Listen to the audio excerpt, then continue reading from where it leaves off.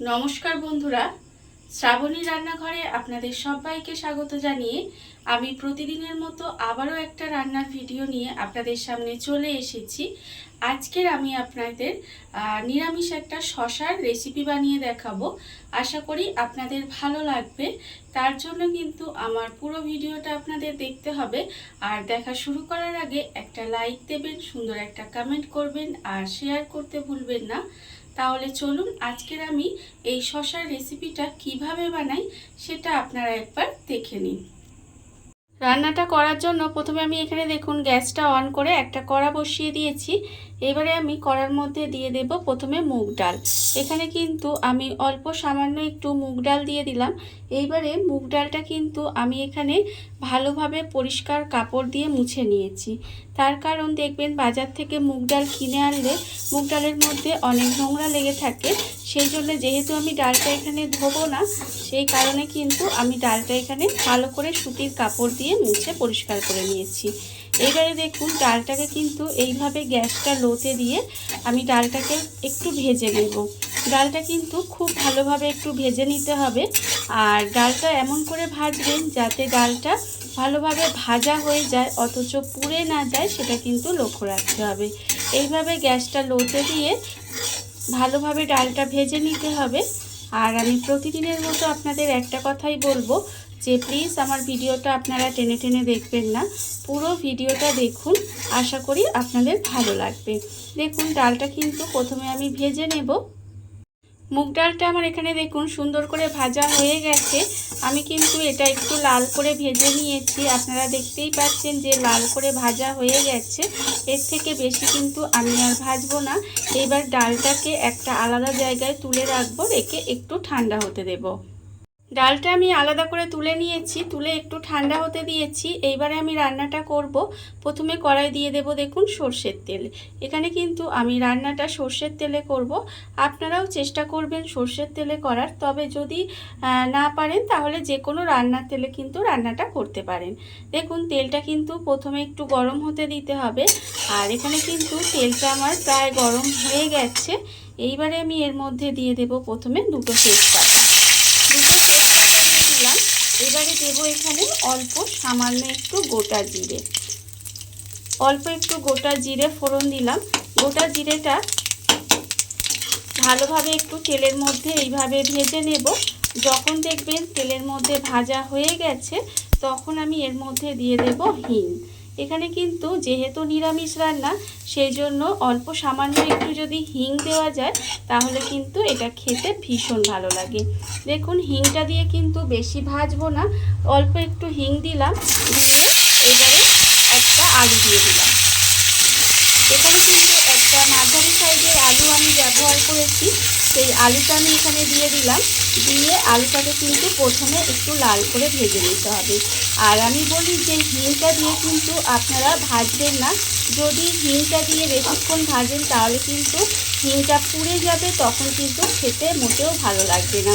হিংটা দিয়ে একটু নাড়াচাড়া করে তারপরে কিন্তু আলুটা দিয়ে দিলাম। আলু দিয়ে এবার আলুটাকে প্রথমে একটু লাল করে ভেজে নেব। আলুটা আমার এখানে লাল করে ভাজা হয়ে গেছে। আলুটা কিন্তু আমি এখানে একটু লাল করে ভেজে নিয়েছি। এইবারে আমি এর মধ্যে দিয়ে দেব শসা। এখানে কিন্তু আমি একটা শসা রেখেছি, আর একটা আলুর জন্য একটা শসাই কিন্তু যথেষ্ট। এই শসাটা আমি এখানে দিয়ে দিলাম। দিয়ে খুব ভালোভাবে শসাটাও কিন্তু আলুর সঙ্গে একটু মিশিয়ে রান্না করে নেব। আর এই সময় কিন্তু আমি শসাটা কিন্তু খুব বেশি ভাজার দরকার নেই, একটু মিশিয়ে রান্না করে নিলেই হবে। এইবার আমি এর মধ্যে দিয়ে দেব দেখুন টমেটো। এখানে একটা মাঝারি সাইজের টমেটো আমি একটু কুচিয়ে রেখেছিলাম, সেই টমেটোটাও দিয়ে দিলাম। দিয়ে আবারও কিন্তু এটা এইভাবে একটু রান্না করে নেব। রান্নাটা কিন্তু ভীষণই সহজ, ঘরে থাকা খুব কম মশলায় কম উপকরণে রান্না হয়ে যায়, আর খেতে কিন্তু অসম্ভব সুন্দর হয়। আপনারা যে কোনো দিনে বা যে কোনো নিরামিষ দিনে কিন্তু এই রান্নাটা একবার হলেও ট্রাই করে দেখতে পারেন। আমার মনে হয় এই রান্নাটা যদি থাকে তাহলে কিন্তু গরম ভাতের সাথে আর কিন্তু কিছুই লাগবে না।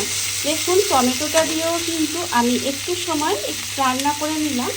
এইবারে আমি এর মধ্যে দিয়ে দেব, এখানে আমি রেখেছি আন্দাজ মতো নুন, আছে আমার এখানে 1/4 চামচ মতো হলুদের গুঁড়ো, 1/4 চামচ মতো লঙ্কার গুঁড়ো, 1/4 চামচ মতো জিরের গুঁড়ো, 1/4 চামচ মতো ধনের গুঁড়ো, আছে আমার অল্প সামান্য একটু কাশ্মীরি লঙ্কার গুঁড়ো, আর স্বাদের ব্যালেন্সের জন্য রেখেছি আমি অল্প একটু চিনি। এই সমস্ত গুঁড়ো মশলাগুলো আমি এখানে দিয়ে দিলাম। দিয়ে খুব ভালোভাবে কিন্তু এবার কষিয়ে নিতে হবে। খুব ভালোভাবে মশলাটা আমি এখানে কষিয়ে নেব। আর আপনারা কতটা ঝাল খাবেন সেটা বুঝে কিন্তু এখানে লঙ্কা গুঁড়োটা ব্যবহার করবেন। আর চিনিটা কিন্তু যেহেতু নিরামিষ রান্না সেই জন্য একটু চিনি দিলে খেতে ভালো হয়। আর চিনিটা কিন্তু এখানে মিষ্টি করবে না, কিন্তু স্বাদের একটা ব্যালেন্স আসবে, দেখবেন খেতে কিন্তু ভালো লাগবে। এবারে অল্প একটু জল দিলাম, যেহেতু গুঁড়ো মশলা দিয়েছি সেই জন্য খুব সামান্য একটু জল দিলাম। দিয়ে খুব ভালোভাবে এটা কষিয়ে নেব। আমি কিন্তু মশলাটা দিয়ে খুব ভালোভাবে একটু কষিয়ে রান্না করে নেব। মশলাটা আমার এখানে খুব ভালোভাবে কষানো হয়ে গেছে। মশলা থেকে কিন্তু তেলটা ছেড়ে দিয়েছে। এইভাবে মশলাটা একটু ভালোভাবে কষিয়ে নিতে হবে। এবার আমি এর মধ্যে দিয়ে দেব জল। এখানে কিন্তু খুব বেশি জল দেওয়ার দরকার নেই, বড় বাটির 1 বাটি জল দিয়ে দিলাম। আলু কিন্তু এখানে আমার ভাজাই আছে, আর শসা তো তাড়াতাড়ি সেদ্ধ হয়ে যায়, সেই জন্য কিন্তু আমি এখানে খুব বেশি জল দিলাম না। 1 বাটির থেকে একটু কম এখানে জল দিলাম। দিয়ে এবারে গ্যাসটাকে লোতে দিয়ে এইভাবে ঢাকা দিয়ে রান্না হতে দেব যতক্ষণ না পর্যন্ত এখানে আলু আর সবজি বলতে শসাটা সেদ্ধ হয়ে যায়। যতক্ষণ আমার এখানে আলু আর শসাটা সেদ্ধ হচ্ছে ততক্ষণ কিন্তু আমি এখানে ডালটা, এখানে আমি যে ঠান্ডা হতে দিয়েছিলাম সেই ডালটা কিন্তু এখানে ঠান্ডা হয়ে গেছে। এবার আমি এটা মিক্সির মধ্যে নিয়ে নেব। মিক্সির মধ্যে দিয়ে কিন্তু ডালটাকে প্রথমে গুঁড়ো করে নিতে হবে। আর ডালটা কিন্তু একেবারে মিহি গুঁড়ো পাউডার করব না, একটু দানা দানা করে কিন্তু ডালটা এখানে গুঁড়ো করে নেব। মুগ ডালটা আমি এখানে দেখুন দানা দানা করে একটু গুঁড়ো করে নিয়েছি। এটা কিন্তু একদম মিহি পাউডার করে নিইনি, একটু দানা দানা থাকবে। এইভাবেই কিন্তু খেতে বেশি ভালো লাগবে। এটা আমার গুঁড়ো করা হয়ে গেছে। আর অন্যদিকে দেখুন আমি কিন্তু গ্যাসটা লোতে দিয়ে এইভাবে একটু রান্না হতে দিয়েছিলাম। এর ফলে কি আলুটা কিন্তু আমার সেদ্ধ হয়ে গেছে, আর শসা তো সেদ্ধ হয়েই গেছে। আমি আপনাদের দেখাচ্ছি, দেখুন আলু কিন্তু এখানে খুব ভালোভাবে সেদ্ধ হয়ে গেছে। দেখতেই পাচ্ছেন এখানে আলু শসা সব কিন্তু একেবারে সেদ্ধ হয়ে গেছে।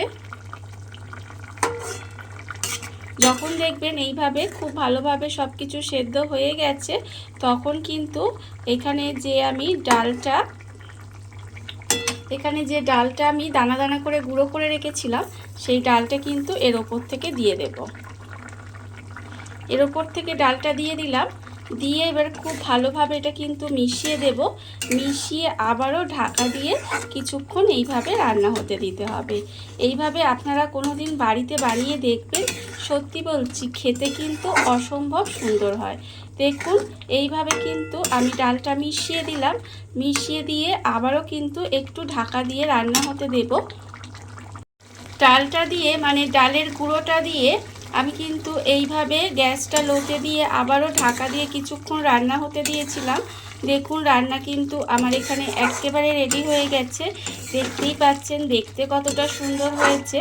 আর এটা দেখতে যতটা সুন্দর হয়েছে খেতে কিন্তু তার থেকেও অনেক অনেক বেশি সুন্দর হয়। দেখুন রান্না আমার একেবারে রেডি হয়ে গেছে। এইবারে নামানোর আগে আমি এর ওপর থেকে দিয়ে দেব অল্প সামান্য একটু গরম মশলার গুঁড়ো। আর দেব আমি এখানে খুব সামান্য অল্প একটু ঘি। এই ঘি আর গরম মশলাটা দিলে কিন্তু এর স্বাদ আরও কিন্তু বেড়ে যায়।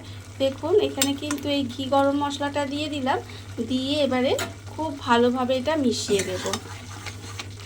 মিশিয়ে দিয়ে গ্যাসটা অফ করে দেব। অফ করে দিয়ে ঢাকা দিয়ে কিছুক্ষণ রেখে দেব। তারপরে আপনাদের পরিবেশন করে দেখাবো ঠিক কেমন হলো। দেখুন বন্ধুরা, বাড়িতে থাকা কত অল্প উপকরণে কত অল্প সময় কত সুন্দর একটা শসার রেসিপি তৈরি হয়ে গেছে, আপনারা দেখতেই পেলেন। আর এটা কিন্তু খেতে অসম্ভব সুন্দর হয়। এইভাবে আপনারাও কিন্তু একদিন হলেও বাড়িতে বানিয়ে দেখতে পারেন। আর এই ভিডিওটা যদি আপনাদের ভালো লেগে থাকে, আপনারা যদি ফেসবুক থেকে দেখে থাকেন পেজটি ফলো করে দেওয়ার অনুরোধ রইল। আর যদি ইউটিউব থেকে দেখে থাকেন চ্যানেলটি সাবস্ক্রাইব করে নেওয়ার অনুরোধ রইল। তাহলে চলুন ভিডিওটা আমি এখানেই শেষ করছি। আপনারা সবাই ভালো থাকবেন, সুস্থ থাকবেন। আবারও হাজির হব নতুন কোনো রান্না নিয়ে।